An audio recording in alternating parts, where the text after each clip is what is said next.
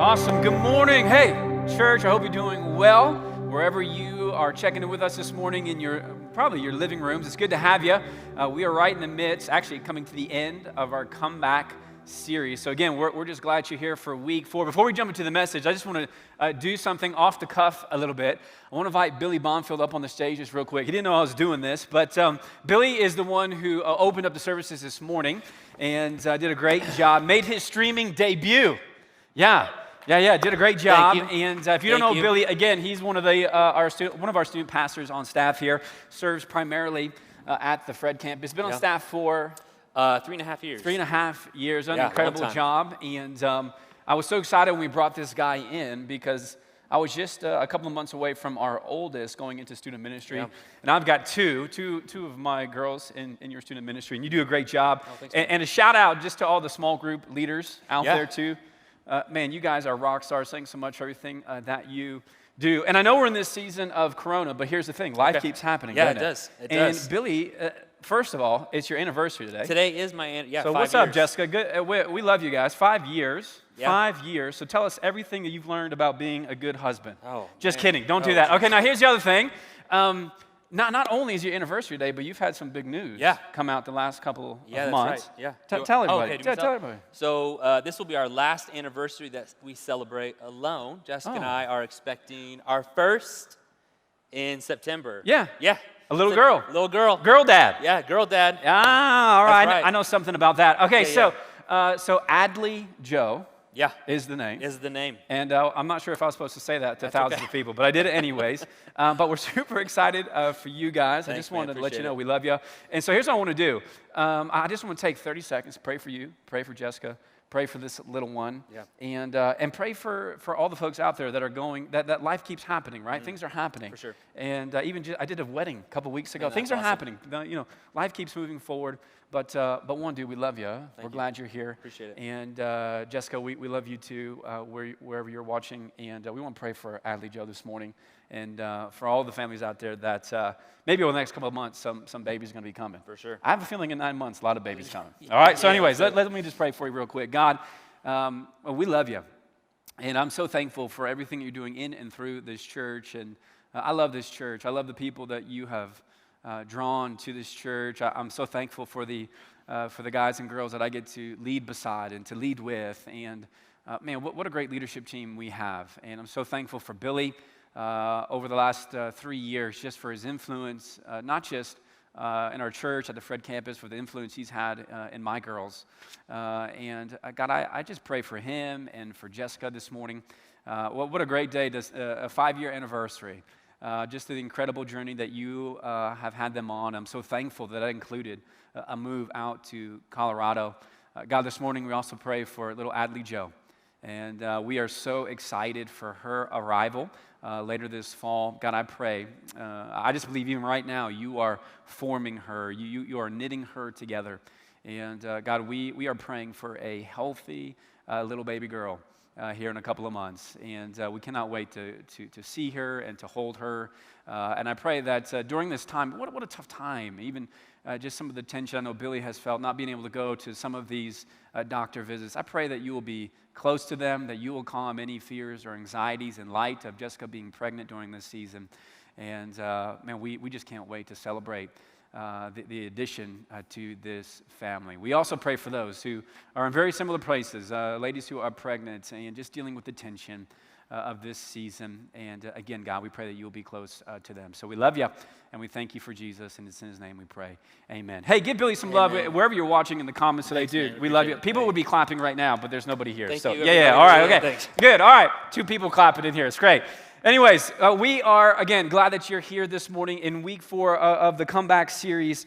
And I also just want to remind you, this Thursday, we've got a night of worship. It's going to be happening at 6:30. You can check in for that. And just one last thing. I keep failing to launch in the message this morning. But also just want to say thank you to all of our partners who have been consistent and their generosity over the last 6-7 weeks through this season of streaming our services online.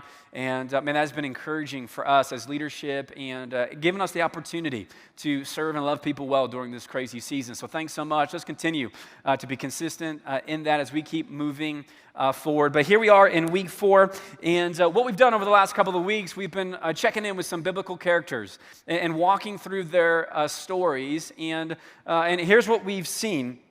That there's everybody, we have this in common, that we've all had a moment in our life or a moment in our story where things were less than ideal. We find ourselves in circumstances that are pretty difficult, and over and over and over again, we have seen through these stories the last 3 weeks that these folks, they kind of weather the storm, they get through it, and then they end up better on the other side, and that's why we call it a comeback. It's a comeback because the odds were against them, all right? It's a comeback because, if there was 2 teams playing, they were the team that didn't have as many points. They were a little bit behind, but we have seen how God is able to redeem and restore and repair that narrative in their life. He's with them through their most difficult circumstances. And so today we're going to do that as we jump in and we look at the story of Moses. Now, Moses has a pretty incredible comeback story. It's so incredible that probably after Jesus, Moses, he just might be one of the most well-known biblical characters. I mean, most of you watching have heard the name Moses. Most of you know that kind of most of the story of Moses. Even if you didn't grow up in church, you have heard the story of Moses. In fact, he's so famous. He's like an Old Testament celebrity. He's so famous. He's got movies, okay? You've probably seen movies of him. And the first picture here, I mean, he was even made into a cartoon movie. And I'm telling you, if somebody makes a cartoon movie about you, you're famous, all right? That's when you know you've made it, when you get drawn into a cartoon. And some of you may know this one. This is Charlton Heston, Moses. Now, you know this one. You older folks, you know this one. We're talking about old people today. We love you. We're glad you're here. But Charlton Heston, I mean, the 10 Commandments came out in 1956. I mean, the story of Moses has been around for a while. You know, when the 10 Commandments was made, it cost them $13 million to make this. And in the opening box office weekend, its initial release, the 10 Commandments, the story of Moses, made $122 million. Again, that's back in 1956. It's a popular story, and you probably have heard the name Moses. And his story, it gets some serious play, gets some serious attention because his comeback story is pretty epic. And we love to celebrate great comeback stories. We love it. And, we love old people too. So it's just got everything in this story. So we're just calling this comeback story this morning, the old guy comeback. Now look at this. Deuteronomy chapter 34 in verse 7 says this. This is how old he was. It says, Moses was 120 years old when he died. 120 when he passed away. Yet, and I love that the scriptures say this, yet his eyes were not weak. He still had good vision, nor his strength was gone. So he was doing pretty well still. Pretty fit guy for 120. And if you could kind of look at the story of Moses, if you could look at his life, you could kind of divide it up into 3 parts, each part being 40 years long. So that's what I'm going to do just this morning real quick. Just quickly go through his story a little bit and then draw attention and hopefully draw some encouragement for you and for me. So his first 40, he had a pretty good life. Now, it starts out with a little bit of tension. Moses is actually a Hebrew. He's an Israelite. He's going to be born into some really strange and unique circumstances. In fact, the season of life when Moses is born, the Israelites they're slaves in Egypt. Pharaoh is not a big fan of the Hebrews, and he actually makes a decree, creates an order where he has all of these Hebrew sons murdered. There's this kind of image of these male babies being thrown into the Nile. And Moses' mother, who obviously loves her child is unwilling to do that, and she kind of like runs and hides, and she gets a basket, puts Moses in it, and so while there are other, just again, a horrible story, horrible season, while there are other babies that are drowning in this river, Moses is floating down, and he eventually he kind of like floats into this Egyptian palace, and Pharaoh's daughter finds him, and he is essentially kind of adopted into Pharaoh's family. Just an incredible story, and he is raised in the palace. He's actually a prince of Egypt, and so this is kind of like his first 40 years. Now, as he gets older, he begins to wrestle with the tension as he knows that he is a Hebrew, and he is seeing Pharaoh and his leadership kind of keeping his people in captivity. And there's this one moment in his story where anger begins to rise, and he sees this Egyptian soldier who's beating this Israelite, and he kind of freaks out and goes after the Egyptian soldier, kills him, hides him, buries him in the sand, and then he flees, and he runs. And he ends up out in this desert. And so he ends up being a shepherd out in the field and marrying a girl and working for his father-in-law. So this kind of makes up his first 40. Just as a huge shift in his life from being a prince to just being in the middle of nowhere. He's in the middle of nowhere. He had this thing, he really had everything to his advantage, could have lived any kind of life he wanted to, but again, dealing with that tension of being a Hebrew in the palace of Pharaoh, he ends up making a poor choice. He murders an Egyptian and he flees. In his second 40 years, he's out in the middle of nowhere. He's just out there and he's kind of running away from his past. He marries this lady and begins to work for his father-in-law. Now he's a shepherd out essentially in the middle of the desert. And one day when he's out there, again, now he's well into the middle stage of his life, the second 40. There's a part of his story where he's shepherding and he sees this bush that is burning. And for most of you probably have heard this story, the burning bush story, but there's a bush that's burning and Moses sees it, and it's kind of interesting because the bush isn't burning up. And so Moses goes to see what's happening, and when he approaches the bush starts talking to him. And if you were there with Moses, you would freak out. And Moses did too a little bit, and he begins to interact with this burning bush. And God is in this bush, and he begins to say to Moses, listen, I've got a plan for you. There's a comeback story that's brewing here. This is not where you're going to end your life out here in the middle of nowhere in this desert watching sheep. I'm going to call you to something different.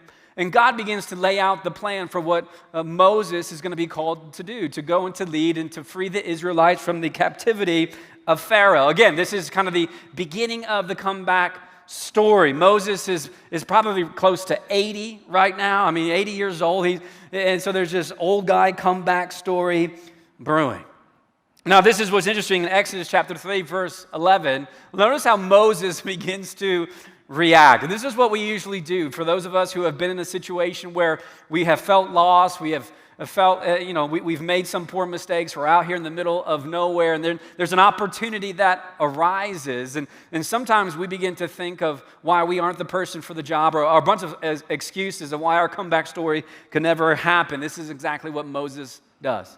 This is Exodus chapter 3, verse 11. So Moses begins to engage in a conversation, and it says this, but Moses said to God, who am I, that I should go to Pharaoh and bring the Israelites out of Egypt? He doesn't initially respond by going, game on, I'm so excited, I've been bored out here in this desert. He goes, God, I don't know if you know who I am. Are you sure you want me? You must not know me. If you knew my story, listen, I'm the guy who 40 years ago was in Egypt. I don't know if you knew that, but I was in Egypt, and I was actually a prince, and I killed a guy.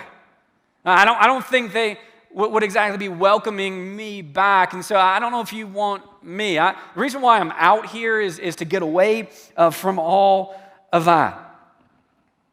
And Moses, this is kind of his tension where he's going, I'm not perfect. And I would remind us this morning, neither are we. Moses wasn't perfect, and he made mistakes, and you and I, we're not perfect, and we've made some mistakes. But here's the key in the story, especially the comeback story of Moses. But Moses was available. He was available. And God had a plan. Moses was available, and God had a plan. Moses was in the middle of nowhere with nothing going on, and God shows up, and he goes, I have a plan. And you might feel this morning that right now in your life, you're in the middle of nowhere. You might be thinking this morning, God doesn't even know where I am. My life's pretty dark. I walked away from God a long time ago, and I couldn't even tell you where he is. I don't really have a plan for my life. I'm just kind of going day by day. I'm out here all by myself. And some of you this morning, you could own it, that you're in the season of your life because you've made a poor choice. Maybe you've made one too many poor choices. You've made so many poor choices that people don't even want anything to do with you. You've walked away from relationships, and now you find yourself living most of your life in the context of isolation. But I'm telling you, there's a way back. Moses has made mistakes, and he's gone out into the desert, but God has come for him, and he's coming with a comeback plan. He's coming with a comeback story. And that's the beauty of God. He pursues us whether we want him to or not. He doesn't leave us where we are. And so God comes and he finds Moses and he calls him to something better. And here's the thing. God wasn't picking Moses because he was the right guy. He was picking Moses because he was the right God. And oftentimes you and I, we try to justify why God calls us to some things and not something else. But this morning, the reminder in the story of Moses, you got to let God do the picking. God does the picking. Here's what we do. We do the surrendering and the obeying, which is really hard. God does the picking. God shows up. God calls us to something better. He redeems our story. He restores us, and he gives us something new to get after. He does the picking. Here's what we do, the surrendering and the obeying. But Moses will continue to push back. He'll continue to push back. Look at this, Exodus chapter 3, verse 13. And Moses said to God, well, suppose I go.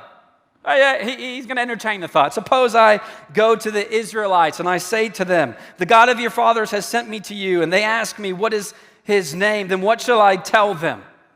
Hey, suppose I go. What do I tell them? They're going to have all these questions. What's the plan? How's this all going to work? I'm just going to go to the Israelites and tell them we're busting out of here, and then I'm just going to go to Pharaoh and tell him to let the people go, and he's going to do it. What's the plan? Tell me the plan. Tell me how this is going to work. I'm not going to step into this comeback story until I know how it's going to end. And friends, that's just not how it works. Again, our call is to be obedient and to surrender, to take the first step, and you're not going to know how everything's going to work out.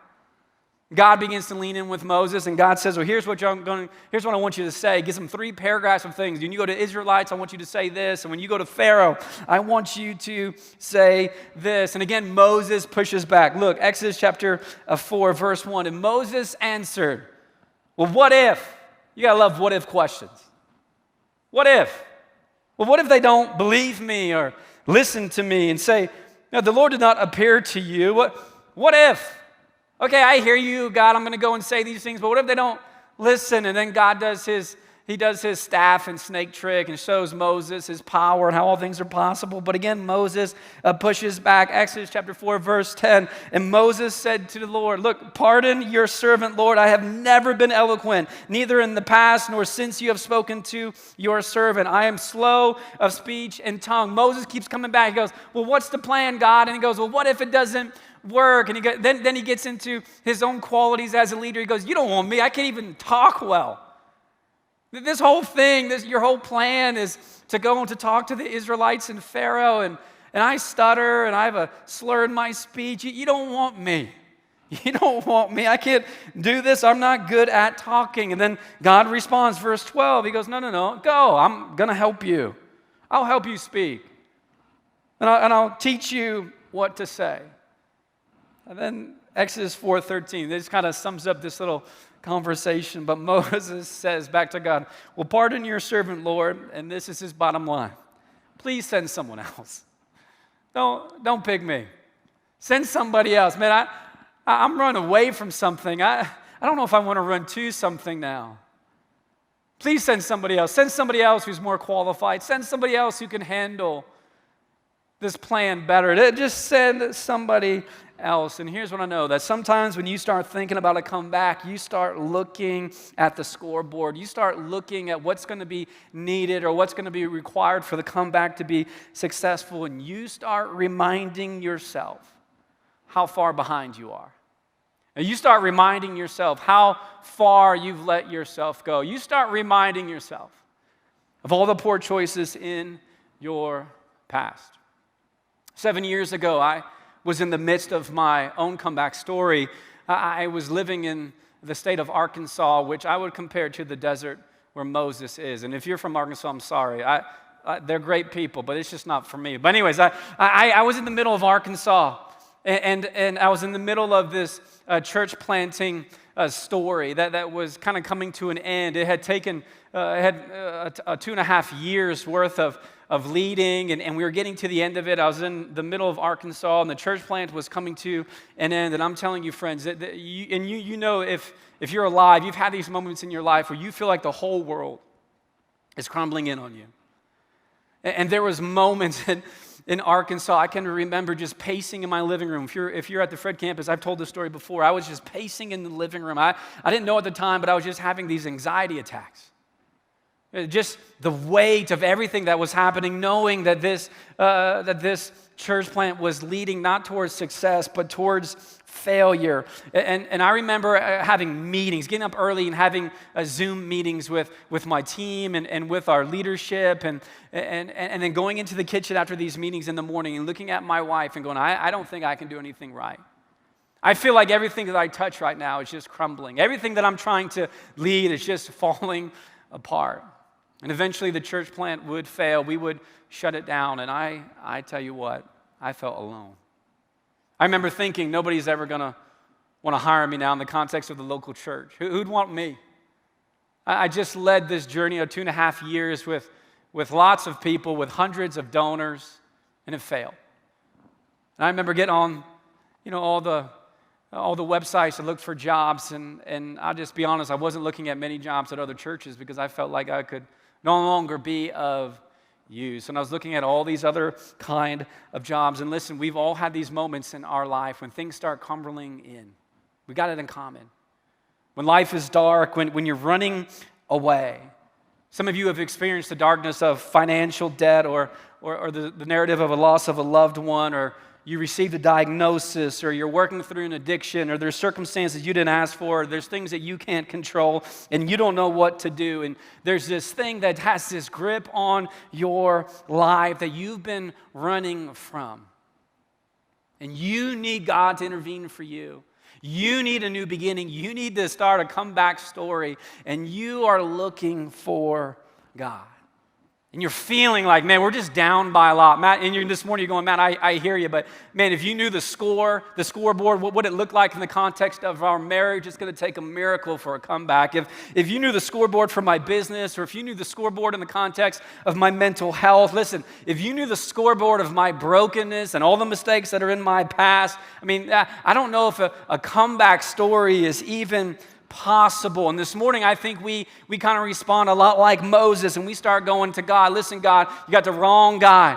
You got the wrong marriage. You got the wrong business. You got the wrong person. It's not going to happen. I'm too far gone. I did this thing too many times, and I burnt too many bridges. Nobody's ever wanting to see me come back from this. And God says to Moses, and God says to you this morning, whoa, hang on a sec. I don't know if you know who you're talking to. I'm the God who has created all things. I'm the one in charge. I'm the one who has all the power. And it's because of God that a comeback story is possible in your life, and it was possible in the story of Moses' life because God is all powerful. He has the power to change your story in a second. In a second. Things can change.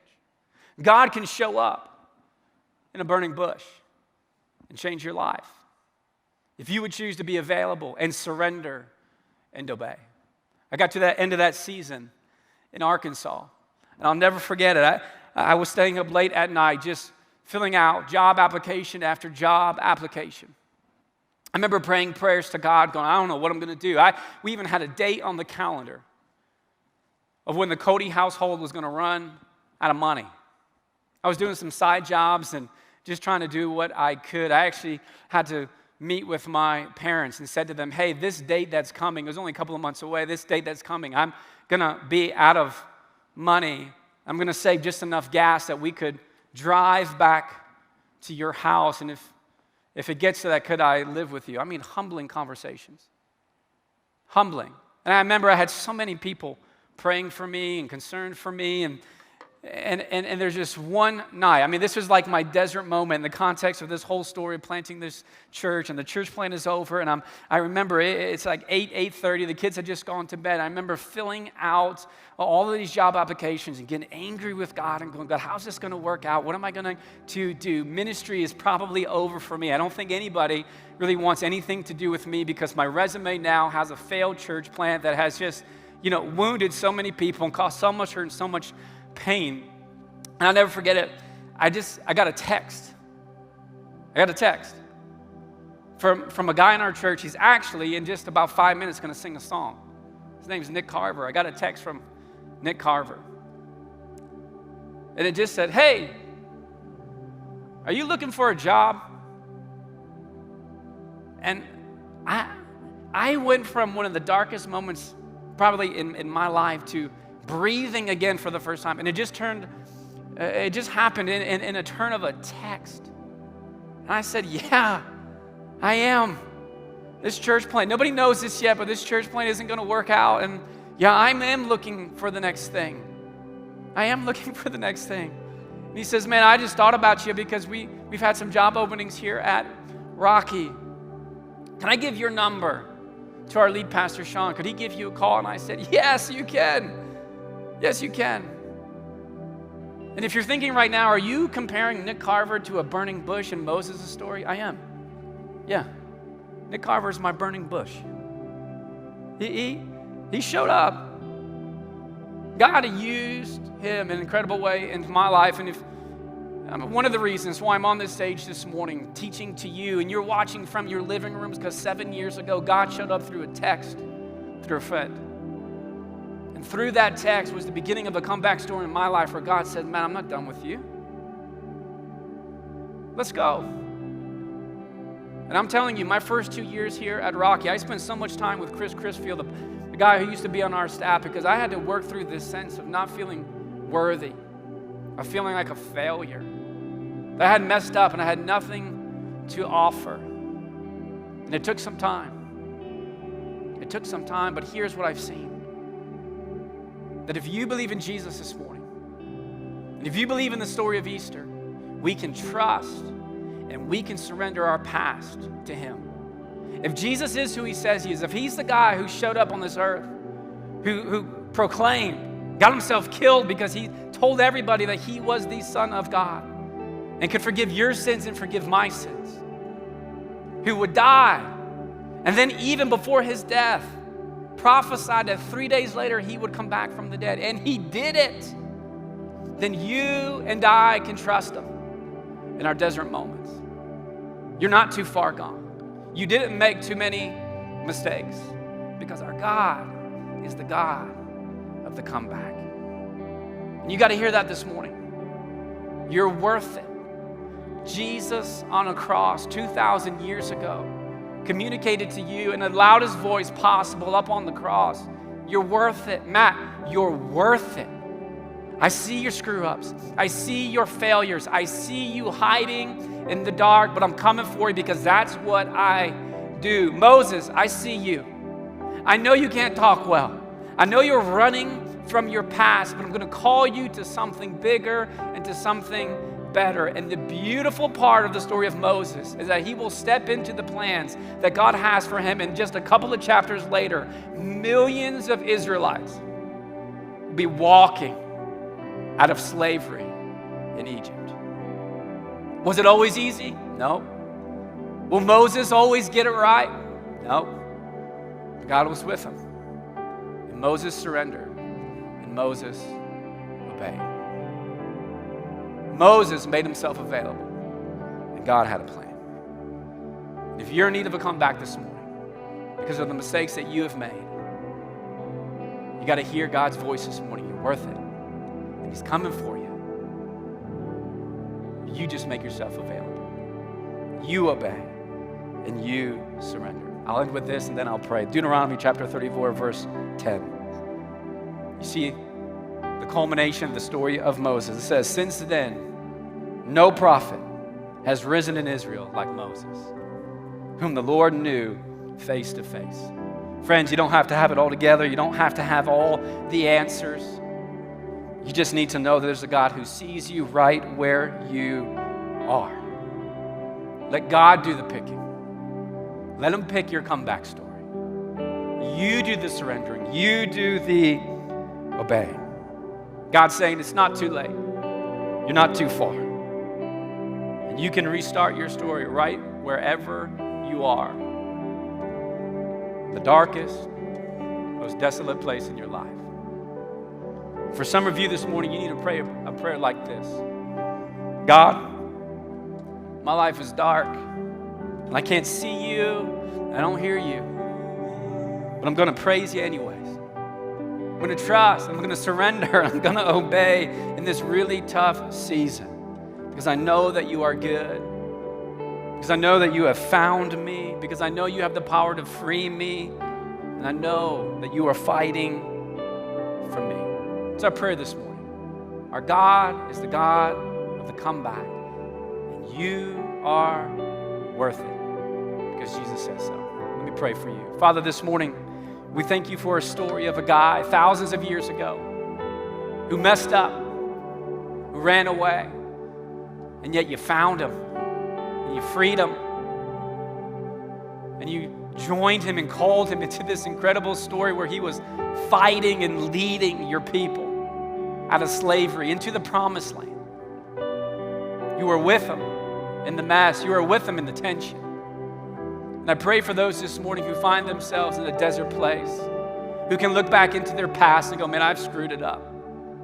Who have been running and hiding and finding themselves in a dark place. And I pray this morning that you would remind them that you are close. You can't help yourself but to come find us and to offer us and refresh us with something anew. And I pray that we would receive it this morning. That we wouldn't make all these excuses and the what ifs or how's this going to work out or I don't have what it takes, but instead to trust you with our comeback story.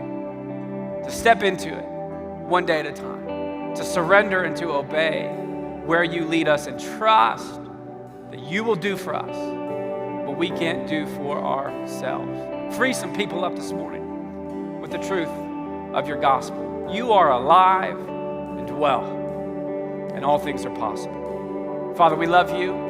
We thank you for Jesus, and it's in his name we pray. Amen.